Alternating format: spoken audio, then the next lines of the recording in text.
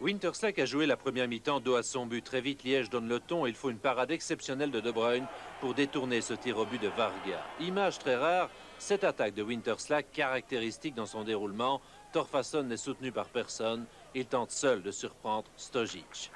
Après cet avertissement, Liège passe à la vitesse supérieure. Malbassa ne trouve que le montant et Varga, le gardien de Bruyne.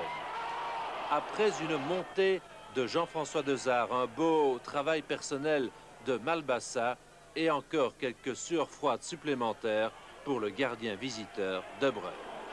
Image révélatrice, le gardien du Football Club liégeois Stojic est au chômage forcé. Au même moment, son vis-à-vis De Bruyne l'échappe belle car cette reprise de la tête va frapper l'angle de la transversale et du piqué.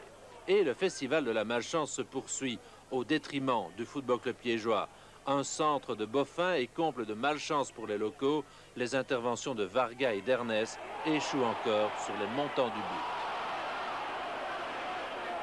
Mais Winterslag montre qu'il existe malgré tout. On l'avait oublié et c'est René Van Besselaar qui se charge de nous le rappeler. Une réaction immédiate du Football Club liégeois par son flanc droit, un centre de Varga, une tête d'Ernest, une autre de Malbassa, une parade acrobatique de De Bruyne. C'est beau, mais cela ne rapporte strictement rien. En défense, l'étreinte liégeoise se dessert un peu par moments au fil des minutes, ce qui permet à Winterslag de fignoler ce mouvement par Damen, Studzisba, puis Torfason. Nous n'avons rien retenu d'une seconde mi-temps jouée sans âme par les deux équipes. Le score final de 0-0 devra être considéré comme un échec par les joueurs du Football Club liégeois.